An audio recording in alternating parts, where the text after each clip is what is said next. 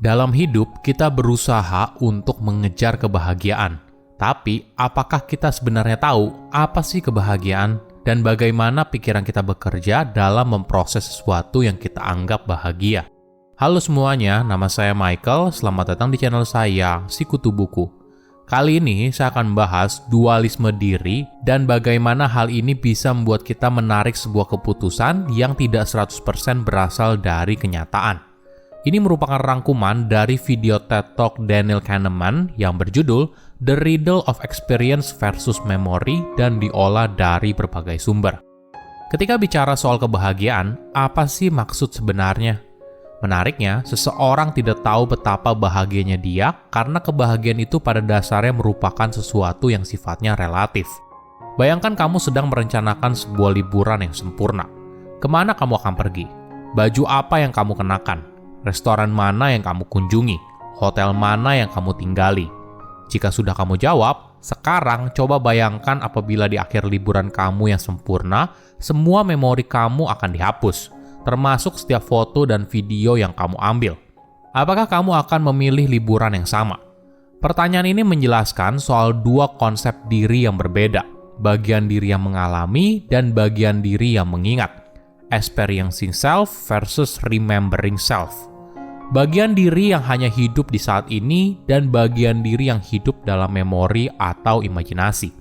Sebelum kita mulai, buat kalian yang mau support channel ini agar terus berkarya, caranya gampang banget. Kalian cukup klik subscribe dan nyalakan loncengnya. Dukungan kalian membantu banget supaya kita bisa rutin posting dan bersama-sama belajar di channel ini. Kita sulit membedakan antara pengalaman dan memori. Sederhananya, perbedaan antara menjadi bahagia dalam hidup dan menjadi bahagia atas hidup yang kamu jalani. Dua hal ini walaupun terdengar mirip, tapi merupakan dua konsep yang berbeda dimasukkan dalam satu kategori, yaitu kebahagiaan. Contohnya begini, kamu sedang mendengarkan alunan musik yang indah, lalu di akhir ada suara melengking yang menusuk. Peristiwa ini lalu merusak semua pengalaman saat kamu mendengarkan lagu tersebut secara emosional. Apakah ini kejadian yang sebenarnya? Tentu saja tidak. Yang dirusak adalah memori dari pengalaman itu.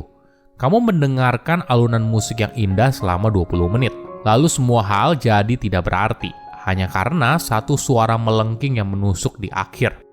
Daniel menjelaskan, kita mungkin perlu melihat diri dalam dua konsep.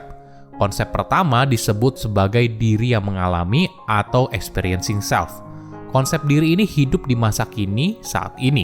Ini merupakan bagian diri yang ketika ditanya dokter, apakah sakit apabila saya tekan? Lalu ada konsep diri kedua, yaitu diri yang mengingat atau remembering self. Nah, konsep diri ini yang membentuk hidup yang kita jalani sekarang. Mengingat cerita hidup kita dan bagian diri yang menjawab pertanyaan dokter, apa yang kamu rasakan belakangan ini? Atau bagaimana liburan kamu kemarin? Ini merupakan dua konsep diri yang berbeda. Namun ketika kita mencampur adukan dua hal ini, maka hal ini yang bisa merusak persepsi kita soal kebahagiaan. Ada perbedaan antara experiencing self dan remembering self. Mungkin dari persepsi mereka soal waktu. Dari sudut pandang experiencing self, jika kamu menjalani liburan, minggu kedua sama baiknya dengan minggu pertama. Lalu liburan 2 minggu itu lebih baik daripada liburan 1 minggu. Kenapa? Karena experiencing self hidup di masa kini. Jadi ketika liburannya diperpanjang, maka akan ada pengalaman yang bisa kamu rasakan di momen tersebut. Beda halnya dengan remembering self. Bagi dia, liburan 2 minggu tidak ada bedanya dengan liburan 1 minggu, karena masih masuk dalam satu cerita yang sama. Nah, menariknya, remembering self tidak hanya berfungsi untuk mengingat dan bercerita. Tapi yang jauh lebih penting, remembering self membantu kita mengambil sebuah keputusan. Bayangkan kamu akan menjalani operasi berat dan harus memilih dokter bedah. Dua-duanya sama-sama hebat dan berpengalaman. Tapi bedanya adalah testimoni dari pasien mereka. Di dokter A, pasien mengeluh rasa sakit yang berat setelah operasi. Sedangkan di dokter B, pasien menjawab, ya biasa aja setelah operasi. Mana yang kamu pilih? Kemungkinan besar adalah dokter B.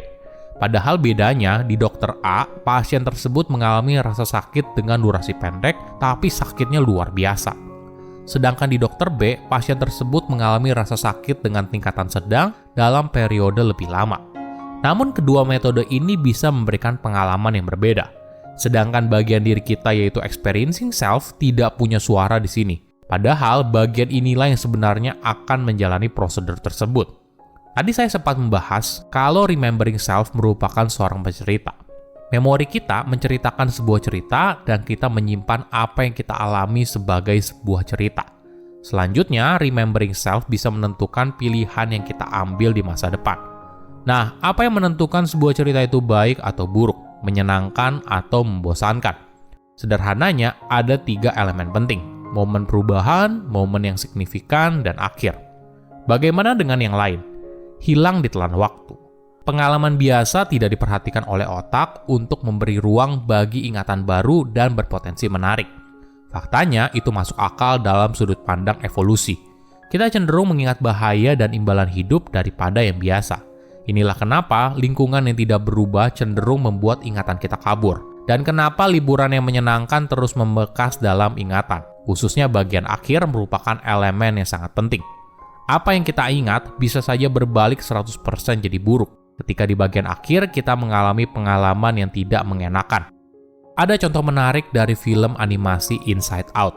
Buat yang belum nonton, Inside Out adalah film Pixar yang menggali pikiran seorang gadis berusia 11 tahun bernama Riley dan berfokus pada 5 perasaan di dalam dirinya: kegembiraan, kesedihan, ketakutan, kemarahan, dan perasaan jijik.